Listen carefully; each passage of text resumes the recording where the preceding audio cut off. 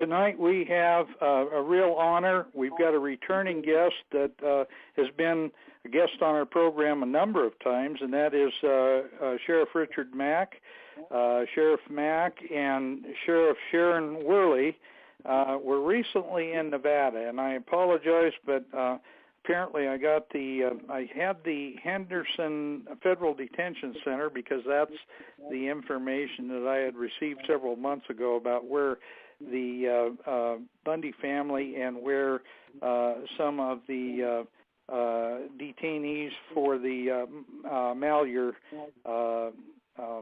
standoff had been transferred to. But I guess we need to clarify that, and I'll let Sheriff Mack clarify that. But I would also like this opportunity to make a statement that we at the Republic News Network and Connecting the Dots radio show are very, very sympathetic to the ranching and rural members of our communities who have worked so hard and have for generations provided meat, foodstuffs for the general public. And I personally am appalled by some of the things that have happened over the last 3 or 4 years that have been targeted against the ranching and farming areas, and it's primarily because of a very undue influence by the environmental groups and large foundations, environmental foundations, who seem to have a lot more sway on our government now than it was ever intended.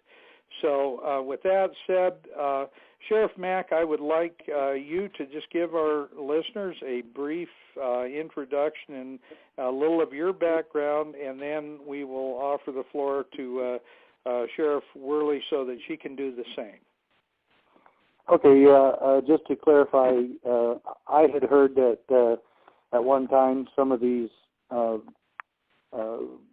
occupiers and the people at the standoff in Bunkerville were at one time at some facility in Henderson, Nevada. So it's not like you were too far off what a lot of us had heard.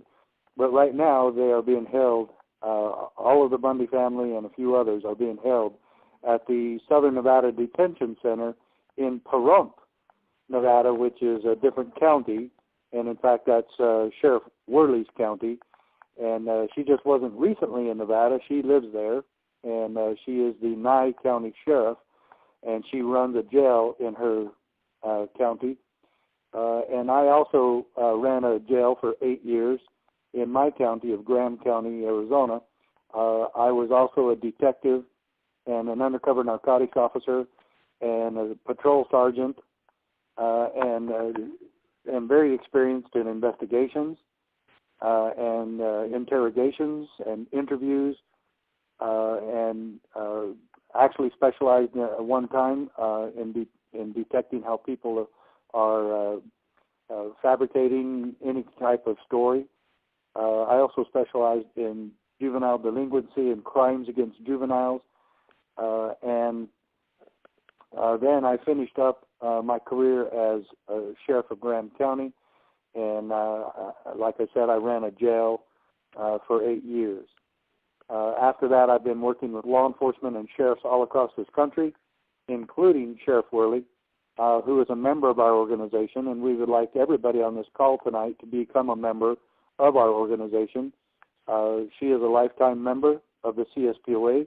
We would like everybody else to be a lifetime member, and I will tell you this, just the last 6 months, I've been to Kansas 3 times working on a case involving Shane Cox and Jeremy Kettler, who have been charged unjustly by our government with some crimes relating to suppressors, and it is absolutely an abomination. I've also been to Washington, D.C. twice, and New York City once, and now Pahrump, Nevada most recently. And this has really drained our finances. We are here to discover the truth and back any sheriff in the country who is standing for the Constitution and standing for what's right. And most recently, we did a parallel investigation on an investigation that Sheriff Wehrly had conducted, and we'll get into that a little bit more later. And I'll turn the rest of this introduction over to Sheriff Wehrly.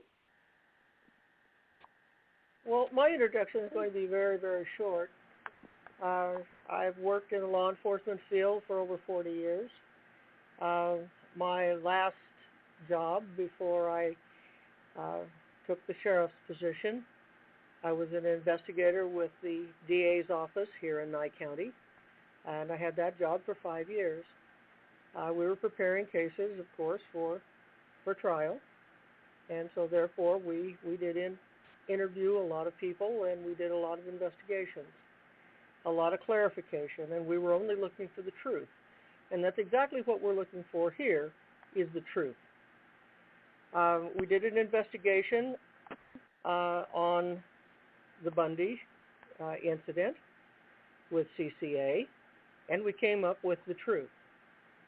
Although some people really don't want to look at it like that, I can't change the truth, and I won't change the truth. And Sheriff Wehrly and Sheriff Mack, I want to use this opportunity to make the statement. I don't know you, Sheriff Wehrly, very well. I don't know you at all, but I know Sheriff Mack, and I know that he has always been a very stalwart supporter of rural America, for property ownership, for legitimate ownership of private lands, and he's always been excellent in protecting the Constitution. And I know from conversation with him that you feel exactly the same way. That's why you're a member of the Constitutional Sheriffs and Peace Officers Association. So with that said, Sheriff Mack, would you like to kind of lead into this and tell us how you ended up in Nevada and connecting with Sheriff Wehrly and some of your investigations? Excuse me, may I say something else before you move? Sure. When I married into a rancher family. I'm very familiar with how ranches work. I've spent my time on the back of a horse. I spent my time docking cows, et cetera, and I am absolutely in favor of that life. I love that life, and I back that life 100%. I don't think that what is happening here has much to do with that at all. Okay, well, let's go ahead and move into that. Well, I think that we're talking about two separate things. One, we're talking about the standoff at Bunkerville, and I actually was there, and I thought the Bundys were doing the right thing. There was 53 ranchers in Clark County. They were all out of business, and the last one, the Bundys, are simply hanging on by a thread, but all of them are put out of business, all 53 ranchers in Clark County, and that has to be very suspicious. I actually supported the Bundys on that, went to their standoff there with my youngest son, who's actually a very stout 26-year-old man, very strong, and actually a cage fighter. And I kind of took him as a bodyguard. But be that as it may, I don't think there's any question that ranchers, as you were saying, Dan, ranchers and farmers are being attacked by our own federal government. And my bottom line on this is very similar to Adam Smith's philosophy that the greatest threat to liberty is our own government. Historically, that has been proven over and over, and I believe our government is doing the same thing. However, in pursuing freedom in our country and pursuing constitutional reform in our country, I still pursue the truth, just as Sheriff Wehrly mentioned. I'm not gonna lie for anybody. I'm not gonna carry water for anybody. And the truth is the truth. And irony about this, if there's a little bit of irony, is that I was trying to get a hold of Sheriff Wehrly for a few days, and trying to ask her if she would conduct an investigation on the allegations that Ammon Bundy was being tortured in the detention center that is located in Nye County. She was actually traveling part of this time, and she didn't get back with me, and finally, 3 or 4 days after I was trying to call her the first time, she got back with me, and she already had her office conduct the investigation, and it was already completed. And so she was way ahead of the curve. I will tell you that there's probably, and all of you know that I work with sheriffs all across this country, there's probably maybe 5 sheriffs in the entire country that would take it upon themselves to investigate a prison that is from or contracted with the federal government. Most sheriffs would say, oh, that has nothing to do with me. If you want that investigated, call the Federal Bureau of Prisons, or call the FBI, or call the U.S. Marshals, whatever. Most sheriffs would wash their hands of this. They don't want anything to do with it. Sheriff Wehrly had the courage and the wherewithal and the wisdom to understand that a crime committed in her county is her jurisdiction. And so she did an investigation. I asked her if I could come and view the investigation and do my own investigation with Rick Dalton, who is the vice president of the CSPOA. He is also a retired officer, has lots of investigative experience and law enforcement experience, and he went with me. So both he and I observed and reviewed all of the evidence that Sheriff Wehrly and her office had at their disposal. She had an investigator in her office go out to the prison. They obtained a great deal of video evidence from the prison.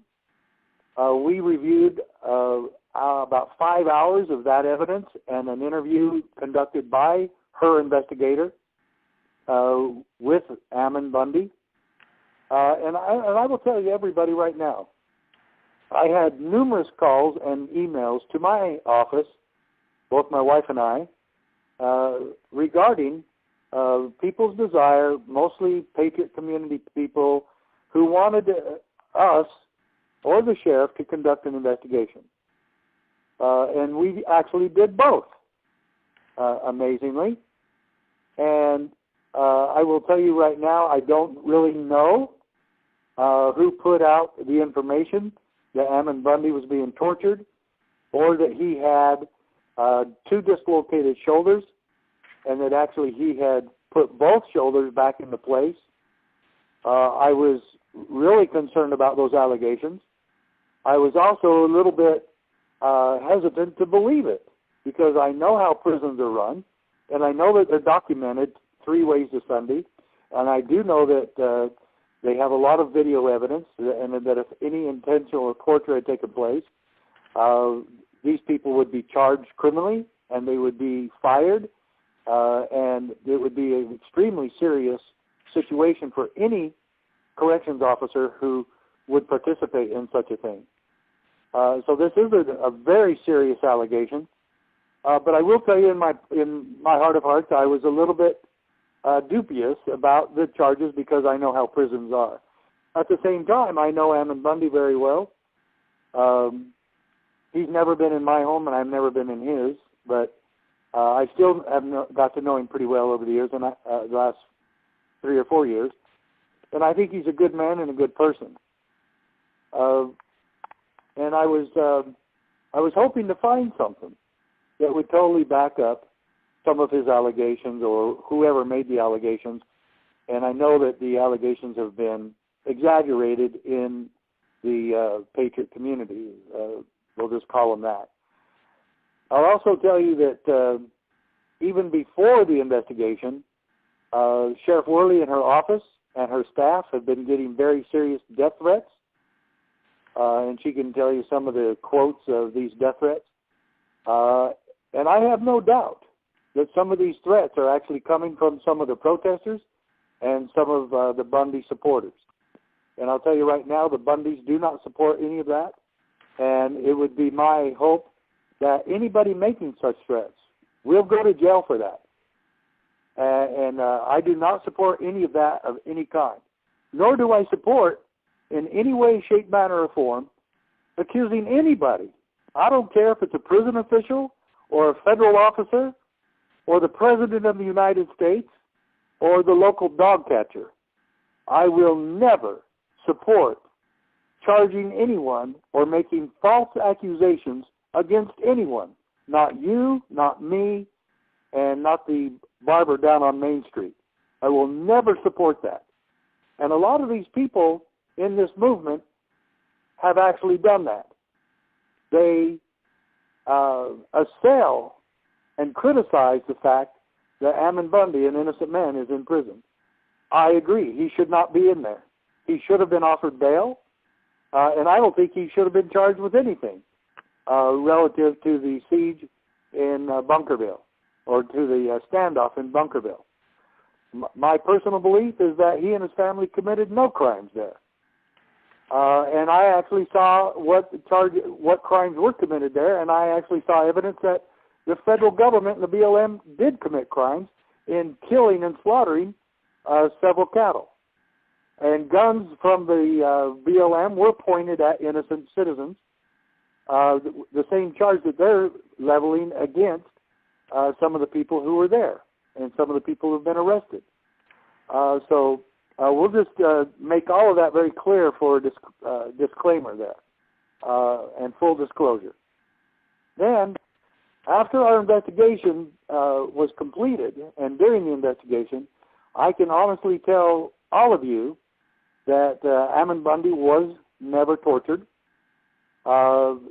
He was in a very uncomfortable position that he himself put himself there. He refused to obey orders. He refused to obey policies. He refused to obey the rules of the jail. And I can tell you honestly that when that happens, you're going to be strip searched more. You're going to have privileges taken away, and you're going to be in confinement and solitary confinement in some cases. Prison is not fun. None of it is a place to feel good. It is an awful place to be. The food isn't that great. In fact, I would say lousy in some cases. But all of those are regulated, and they have to comply with a lot of regulations themselves about how to treat and feed inmates, and it's very strict. I did it myself for 8 years. I will also tell you that in no way did Ammon Bundy have two dislocated shoulders. The one concern I do have about mistakes that the prison made is that they allowed him, at his own volition, to stay in a rather confined area, and I'm not sure I know how that is. I hope Sheriff Wehrly can tell us actually how big that room is. But he did stay in there because he refused to allow the prisoners to unhandcuff him or to remove his handcuffs. He made that choice. However, the prison should never allow that to have continued as long as it did. And finally, they extracted him with a team, and that extraction should have happened about the 2-hour mark, maybe the 3-hour mark. It should not have been allowed to go on that long, even though it was Ammon Bundy's choice. Another mistake that Sheriff Wehrly and I noted and agreed on is that the prison should never allow brothers to be in the same barracks. And Ryan and Ammon Bundy were in the same barracks. And the reason is because this whole incident arose out of a situation where Ammon was being not disciplined, but he had a shirt removed from one of the bunks that was above him, and that's called tenting, T-E-N-T-I-N-G, tenting, where you're trying to block the view of the camera. And so we did not allow tenting in our jail. Prisoners do it frequently. and they want to block a light that is on all night long, and that's what Ammon wanted to do. He wanted to block a light to be able to sleep better. And it's not allowed. I'm sorry, it's not allowed, and it's a reasonable rule. And then one thing led to another, and the jailer took it down. Ammon grabbed it back from him, and then the jailer took it back, and Ryan Bundy grabbed it from the jailer. And when he did, the jailer said that Ryan Bundy made physical contact with him, and he called in backup, and Ryan was removed and put in solitary. You cannot make physical contact in an aggressive manner on a jailer. It's extremely serious and very strict on this, and he was going to be charged criminally until they interviewed the jailer in question, and the jailer said no, he did not want to press charges against Ryan Bundy. He was very admirable in assessing the situation, and he said, I do not want him charged. If this prison wanted to go after somebody, Ryan Bundy would be looking at a felony conviction right now, or at least a felony prosecution for assault on a corrections officer. But the jailer said no, that he didn't think he did hit him or made physical contact with him intentionally. All of this was reviewed by 3 professional law enforcement officials who have over 65 years in law enforcement.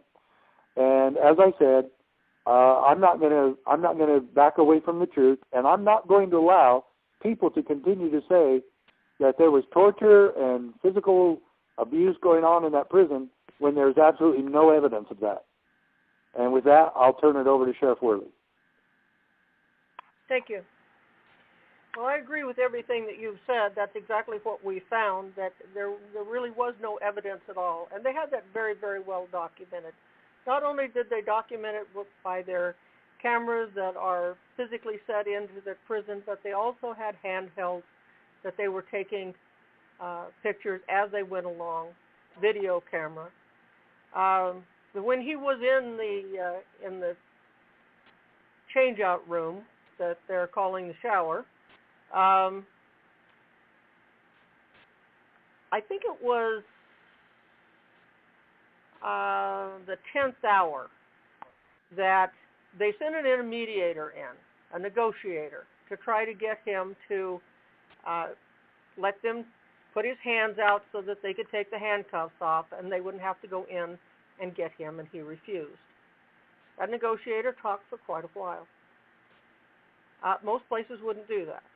In our jail, he wouldn't have been in there that long to do something like that. We would have gone in immediately. That's our protocol. The reason for that is because we don't have that many people. When they did go in to get him, he was laid on the ground. He wasn't thrown to the ground. He was in every way treated with respect. I was absolutely amazed the way that they handled their prisoners. It is very true in any prison you can't make contact with a jailer. In this state it's called battery, but it is a felony to do that. And I was also impressed with the corrections officer that said, no, I don't want to press charges. Okay, good. When we went in there, we were looking for the truth. Now, it wouldn't have mattered whether the truth was that there was a criminal act or whether there was not a criminal act.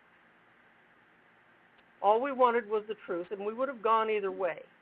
If we had found that Ammon Bundy was the victim of a crime, then we would have charged whoever committed that crime. It just happened that no crime was committed. Procedural things, yes, but a crime was not committed. Okay, Sheriff Wehrly, I wanted to also take this opportunity to, just for clarification, this is a prison that's run by a private company for the federal government to be used as a federal prison, and it doesn't have anything to do with the Nye County jail. Am I correct in that? You're absolutely correct. Okay. This is a privately run facility that's contracted to the marshal's office. Okay, good. And I can also add something there, and I'm sure Sheriff Wehrly will remember this. Before we conducted our investigation, I asked her several questions. I asked her if she had any relatives working for this prison. I asked her if she had any close friends working for this prison. And if she had, I would have requested that an outside agency conduct the investigation that she conducted. But she had none, and in fact, she didn't even hardly know the new warden there, because the warden, by the time we got there, had only been there 2 weeks. She's a brand new warden in that facility. She's a very experienced warden, but she's new at this facility. So I can only tell you that much, and Sheriff Wehrly was patient with my questions, and she knew that they had to be asked. And so I just want to make sure that, her best friend wasn't the warden, or her son wasn't the captain there, or something like that. And she explained to me and told me where all her children work, and they have no connections with that prison. And it is a private facility, but it is contracted to the federal government. And it's not the only one of its kind, and it's this particular business has been this business, and it is a business. This prison has been in existence for about 30 years. And I will say, to reiterate what Sheriff Wehrly said, Ammon was resisting at one point when they took him out of the barracks. And they were trying to handcuff him and take him away because he refused to go back to his bunk after they released Ryan. And after they removed Ryan. And Ammon demanded that he know where his brother was and how he was doing. Thus, Sheriff Wehrly is in my belief that families should not be together. And Ammon knows full well that he is not going to have access to finding out where his brother is at that point. It's ridiculous to even think that that would be the case. And while they were trying to handcuff Ammon, and they were trying to take him down because he was refusing, he had his arms and fists up to his chest, and he's a strong man, and they had 3 or 4 jailers trying to handcuff him. I'm telling you right now that my hat was off to these people who treated him so gingerly. Most cases and most jails, he would have been bleeding. He would have hit the floor hard. His head and face might have hit the floor. And these people were being so careful with him that they actually exposed themselves to a little bit of physical attack had Ammon wanted to. But he didn't, but he did resist. And he did not cooperate in any other shape, manner, or form. Later, he just refused to cooperate. At this particular point, he was resisting, and he would not be handcuffed, and it took him about 5 minutes to get him handcuffed, and they were not rough with him. Yes, there was one jailer that put a knee in his back, and again, that was not exaggerated. They weren't kicking him or anything else like that. One jailer tried to knee him in the thigh area, but he was a rather obese jailer, and he couldn't do it. He couldn't kick him. He wasn't able to do it. He tried twice, and it didn't land. But let me tell you, having personally witnessed these types of incidents several times in my career, numerous times in my career, Ammon came away from there very lucky and unusually in good shape. Then he was transferred to the nurse, and Ammon is yelling at this point. He's calling everybody creep. He never used any profanity, which I've never heard him do, but he did call the nurse in the infirmary a creep, or whoever's in there. The camera didn't really show very well. But anyway, the medical personnel were going to check him out, and he refused to be treated, refused any type of medical treatment. at all. So I'm telling you, if he had 2 dislocated shoulders at that point, that person, that medical person would have known it. And I will tell you, if you had reviewed these tapes, you would know it also. I know what a dislocated shoulder is, and I know how painful it is, and Ammon was never in any distress. Until he was unhandcuffed, he said his wrists and shoulders were sore. Well, being handcuffed that long, that was natural. But he never screamed out when supposedly his shoulders were dislocated. They were not. And with that, I'll open it up for any other questions, or Sheriff Wehrly to add anything she wants.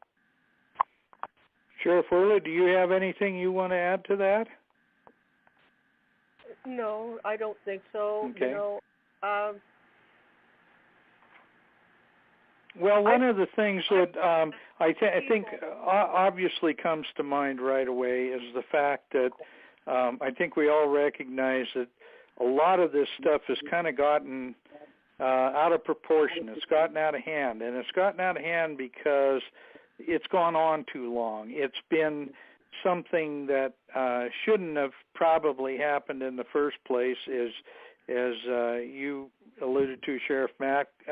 Probably shouldn't have been any charges like this in the first place. The fact that they had the Malheur, the trial and the verdict and the outcome of that, and that in spite of that, there have been, there's a situation with Ammon that he hasn't been released from prison, and he probably should, because the charges on the Malheur trial were dropped, and so that's kind of it's kind of gone on and on and on and on, and it's to the point now where there's an awful lot of bad feelings, a lot of negativity here, and I think that might be part of what's going into the reporting of how the prisoners are being treated and other things like that.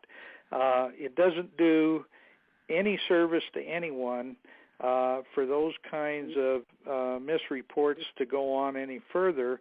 But the other thing, and I'd like to bring this up and ask your opinions on this, I think it's high time to just put this thing to an end and release these people and recognize that we've got things going on all over the country where there are real legitimate illegal activities and riots and things like that, and nothing's done.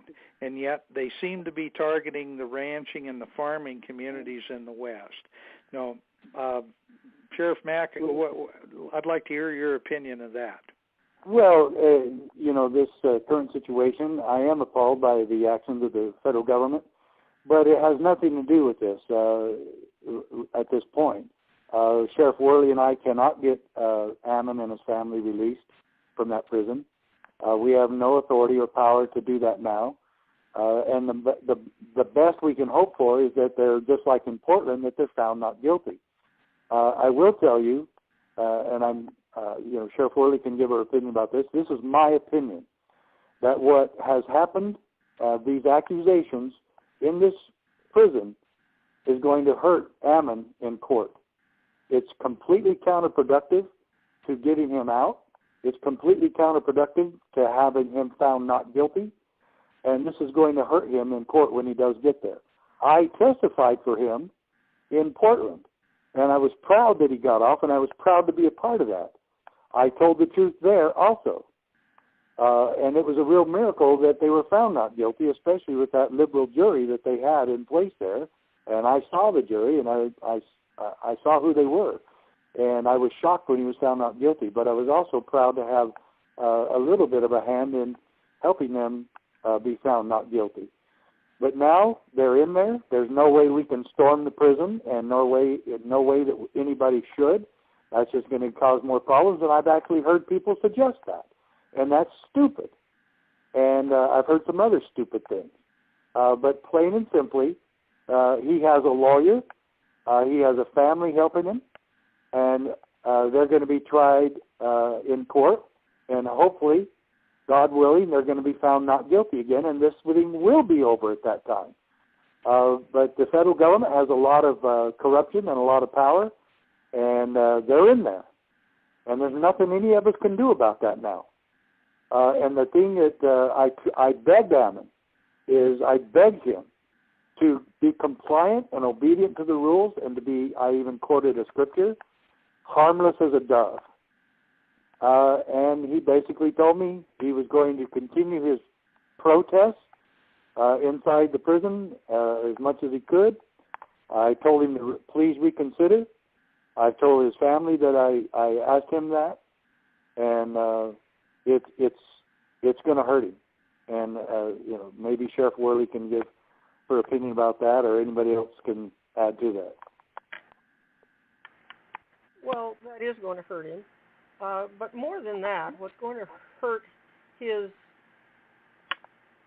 following are all of the people that not only have this opinion, but won't listen to the truth. Instead, they're threatening individuals. They don't even know these individuals, and yet they're following them home. They're threatening their families. They're threatening their schools. They're threatening the sheriff's office. They're threatening to blow up the sheriff's office. They're threatening to kill my deputies. And they're threatening to kill me. That's not going to help Ammon a bit.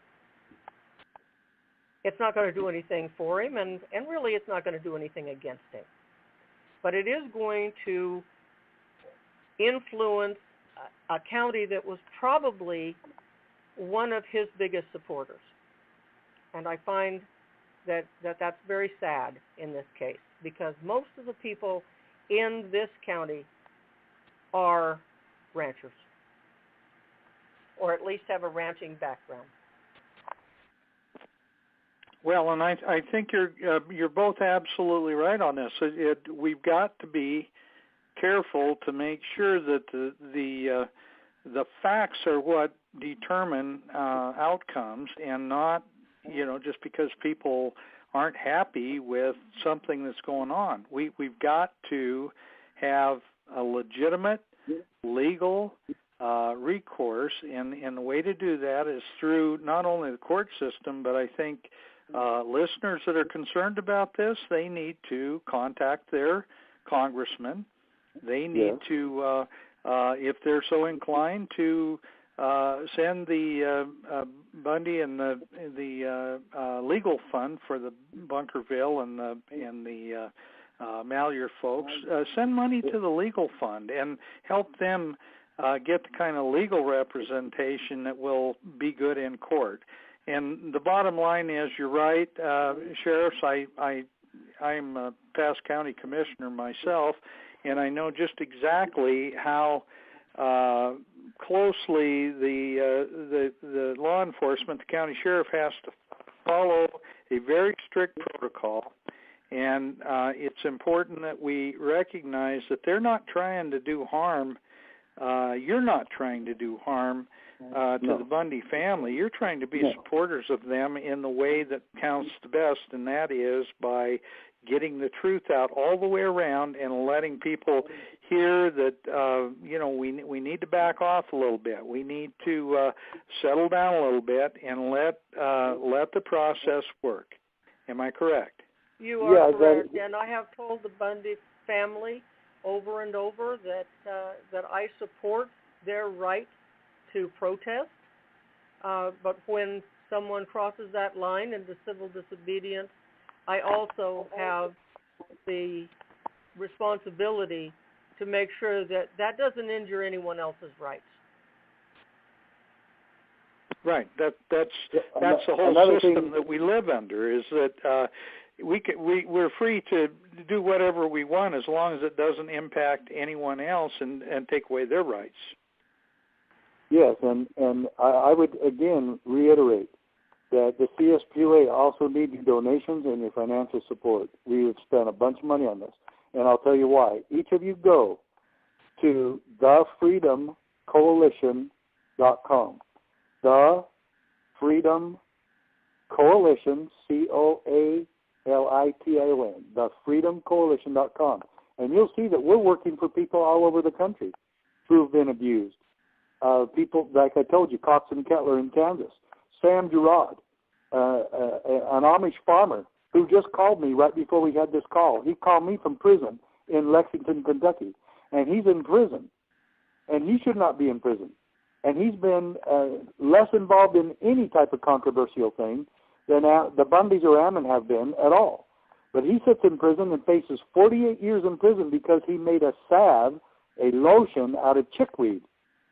And the FDA went after him, and yes, Mr. Gerard, Sam Gerard, snubbed him, ignored their warning, and they took him to court, charged him with 13 felonies. He was found guilty on all of them, and now we're trying to help him, and we're trying to help the Hammonds. And nobody's having a protest for the Hammonds anymore, and that's how this whole thing started, was because these good people are in prison. They're in prison and should not be there. Sam Gerard is in prison and should not be there. Cox and Kettler are now felons for the rest of their lives. They're not in prison, but they're felons for the rest of their lives unless they get a presidential pardon. And they are good, honest, law-abiding Americans. One is a disabled veteran. And we're trying to get a presidential commission for him so that we can review all such arrests. And this is an absolute outrage and shame that these people have been thus so unjustly thrown in prison. And I've talked to 65 different congressmen and senators in Washington, D.C., and every one of them said this was an outrage, and not a single one of them will lift a finger to help us.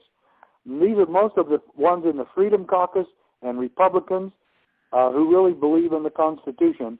Not a one of them are doing anything to help these people get out.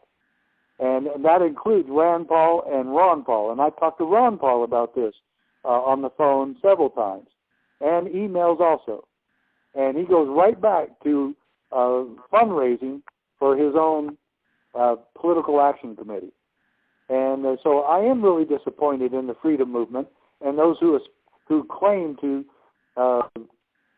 represent freedom in Washington, D.C. And so we're doing all this on our own. And we need some financial support on this, or I'm going to tell you right now, we're going to be pretty much done by the end of this year if we don't get some financial backing. And if you folks want us to continue to do this type of work with good sheriffs like Sheriff Wehrly, and she and I are both sorry to the people who didn't want to hear the truth, but these people, Dan, you're correct. These other patriots and protesters need to be quiet and back off and do their best to help Ammon and his family. And I've donated to his cause. I've donated to his wife. I've donated to his mother.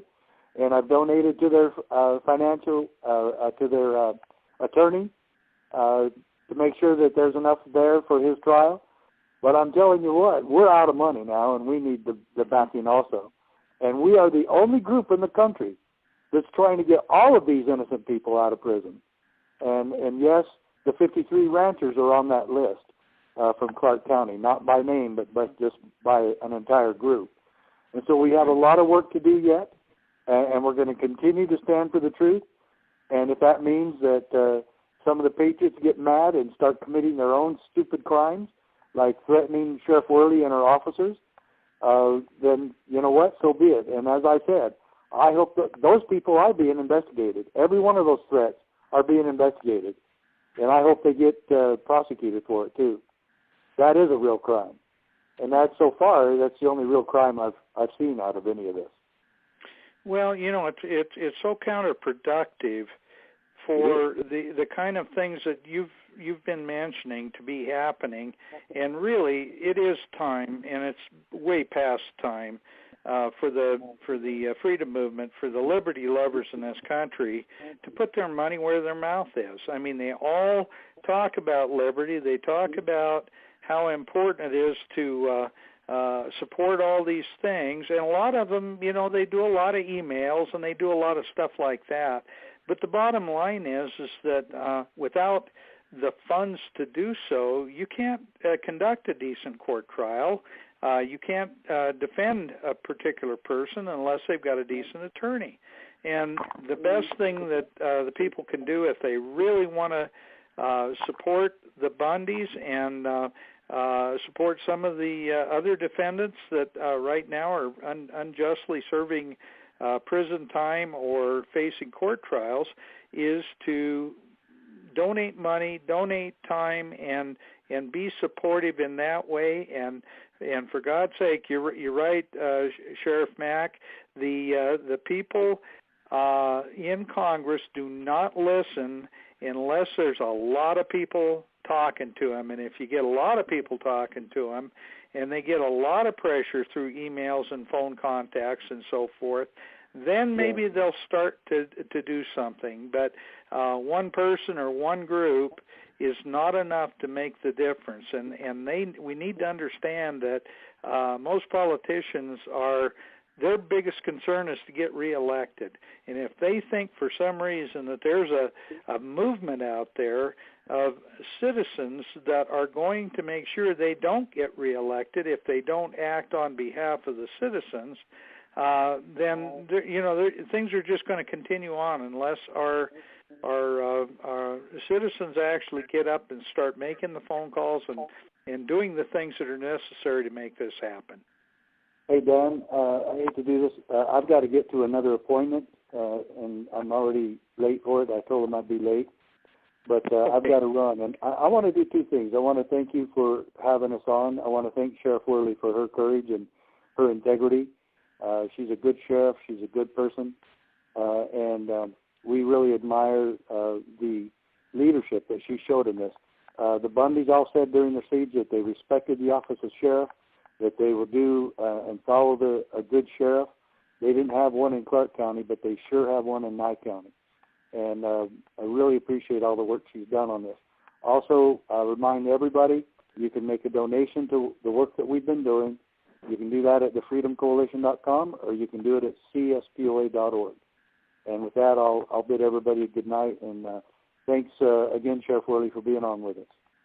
Well, thank you very much for asking me, and I want to tell you it made all the difference in the world to have you come out and give an unbiased review of this investigation, and I really do appreciate it. Thank you so much. No problem. Good night, everybody. Thank you, Sheriff Mack, for being on this call. We look forward to the next time we get to visit with you. Sheriff Wehrly, I would like to just kind of touch base with you on what you see as the best approach to, let's say, maybe let this situation start to heal itself a little bit and move the Bundy family into a better position for a court proceeding, in a better position to defend themselves in a courtroom, and get your opinion and your feedback on the best way that they can do that. Well, I think the best way they can do that as far as Nye County is concerned, as I said before, I think that they have a perfect right to protest. But the protesters that kind of generate hate and discontent aren't really doing them any good. And they need to divest themselves of that kind of attitude. I know that they don't appreciate it. I know that they've stood up several times and said that they don't appreciate it, that they are running a peaceful protest. And I think that will do an awful lot to ensure that the people of Nye County will remain behind them.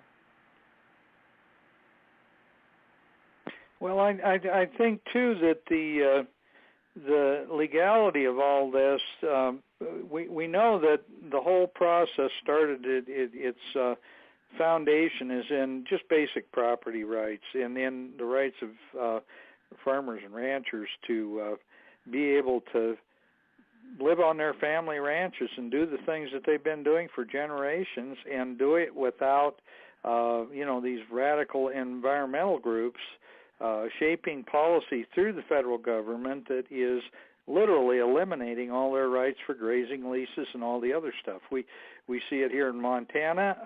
I know we're seeing it all over the West. Things like the sage grouse and all these different environmental or endangered species links that are being brought into play to terminate or to eliminate grazing leases and property rights. We need to go back to the foundation, to the fundamental things. And frankly, we've got a president, I believe, in place right now that we have the best opportunity to do that we've had in quite a long time. And I think we need to really emphasize private property again, and the role of the county sheriff and the county commission stands very high in that regard. Am I right? Yes, you are right. But you know, the citizen themselves, the landowner, they have the responsibility to stand up and also seek legislation. Every one of these ecological groups have lobbying folks and whatnot that infiltrate. They need to be able to play the game the same way that these folks are playing it, and change the legislation. Make sure that legislation does not go through. One of our biggest problems is you can talk to anybody, almost anyone on the streets these days, and they have absolutely no idea how laws are even placed on the books. And those laws are placed on the books by people like you and me. Most of them have an agenda. Mm-hmm. Our agenda should be the freedom to do those things that we've done for years. And yet those freedoms are being taken away by special interest groups. I think you're absolutely right, and I think one of the things that we need to concentrate on is eliminating the power of these special interest groups in Washington.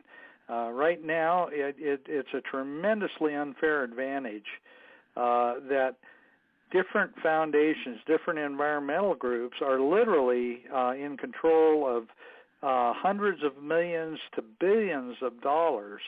And they're just giant fundraising machines, and the average citizen out in the West is, they have a hard time going from month to month and paying all the bills. And we need to recognize what we're up against, but we also need to recognize the agent provocateur that is probably trying to create a lot more strife than they're trying to resolve, and that's been happening a lot.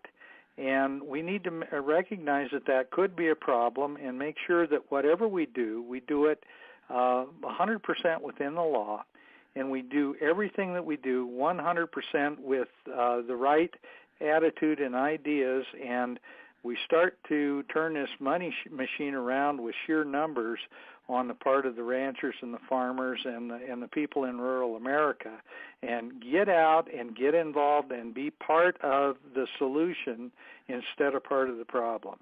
I agree with you wholeheartedly.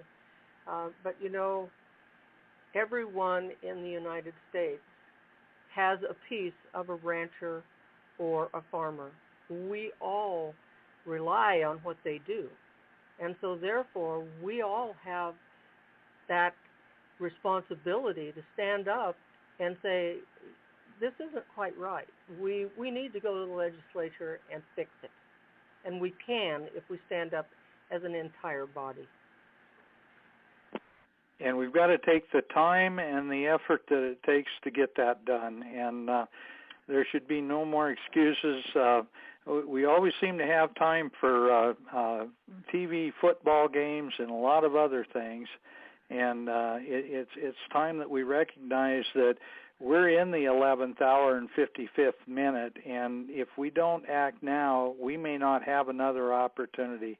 And I think the Trump administration is maybe the last opportunity that we'll have, certainly in our lifetimes, to try to turn this ship around. So we need to act, and we need to act now, and we need to do it in the right way, in the legal way, and in the proper way.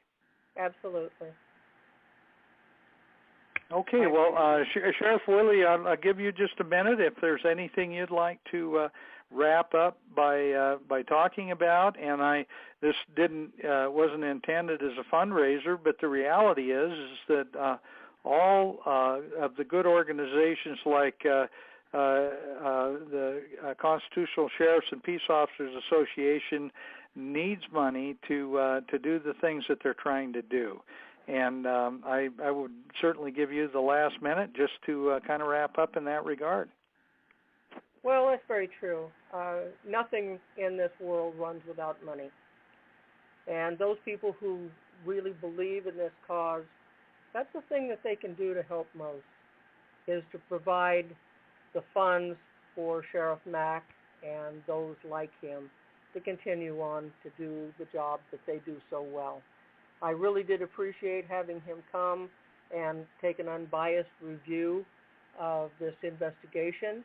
The warden of the prison also appreciated the fact that he was taking an unbiased look at it, and he validated the fact that they were doing their jobs properly.